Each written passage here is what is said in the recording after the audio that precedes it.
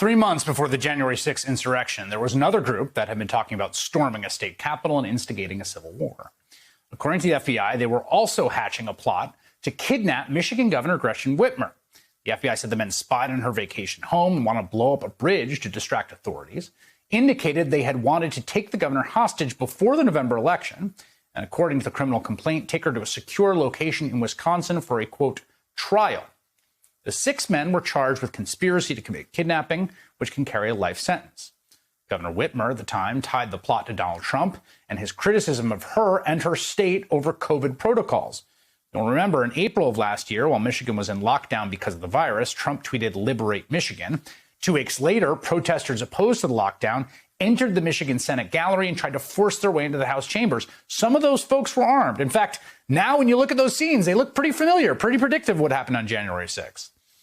Now a big investigative report on BuzzFeed News has revealed a bunch of new details, and particularly about the role that FBI informants played in the plot and breaking it up.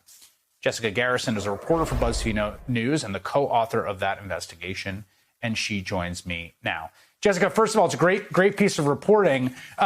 The big revelation in your piece is that a number of people involved in this plot, involved in this group, involved in organizing it, were themselves FBI informants. Tell us more about that.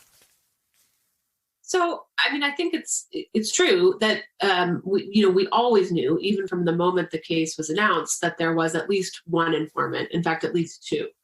And that they had sort of been in the plot. The great revelation, of our reporting and also what's come out in the court documents and in other media, including the Detroit Free Press, which has done a great job on this, is that there were as many as 12 informants, and that those informants played a much larger and more active role. One of the informants actually rose to become the second in command of the Wolverine Watchmen, and he was an Iraq War vet. He had training. He actually trained the Watchmen. Another informant invited people to a bunch of meetings, one in Ohio, one in Delaware. So the informants were, not just sort of passively sitting there wearing wires. They were actively involved with the group. Now, one of the informants you talk about, the sort of origin story of him being an informant is pretty fascinating, because he sort of starts out Iraq War vet, wants to kind of stay in fighting shape while he's working at a post office, kind of joins this group, has aligned politics, libertarian, doesn't like COVID or lockdown, but then gets like real freaked out by what he sees and basically goes to law enforcement and says, like, I don't like this.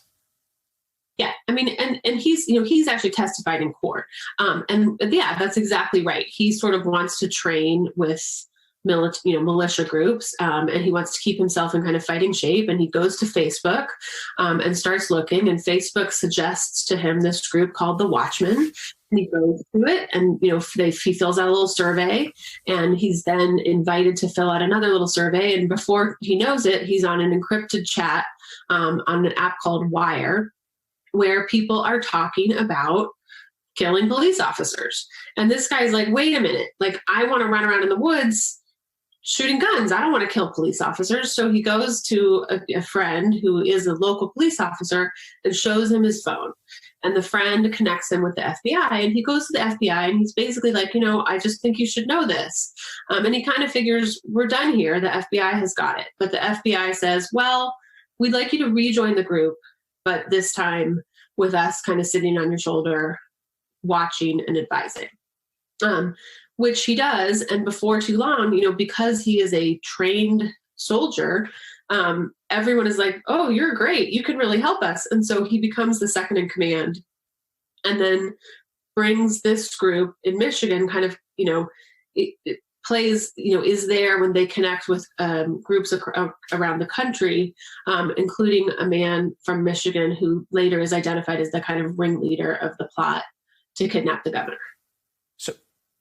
So the sort of both the subtext and sometimes the text here, of course, is that people who are in this plot allegedly have claimed essentially they were entrapped, that the sort of FBI agents crawling all over them, pushing them to do things they wouldn't have otherwise done. This was kind of like idle chatter, that it was the informants, the one pushing it forward. And of course, there's some precedent for this in a lot of war on terror cases, ones I've covered. There's infamously a guy who had someone ask him to sell him a surface to air missile, and then someone offered to sell him a surface to air missile, and both of those people were FBI informants, and then he ended up, being prosecuted by Chris Christie, actually, when he was U.S. attorney. So what I learned from your story was it didn't seem that egregious at all, but it does seem like it's a complicated question of what side is on what of the line between good policing and entrapment.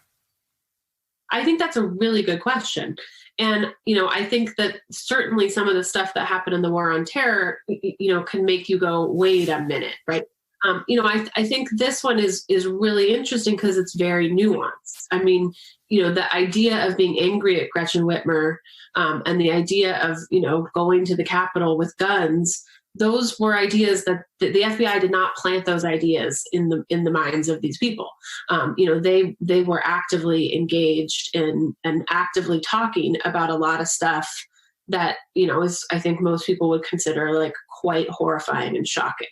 And I think as a general rule, often if the evidence against you, in this case, it's like 400,000 text messages, hundreds of hours of wiretaps, I'm not sure there are many other defenses available besides entrapment because there's a lot of evidence.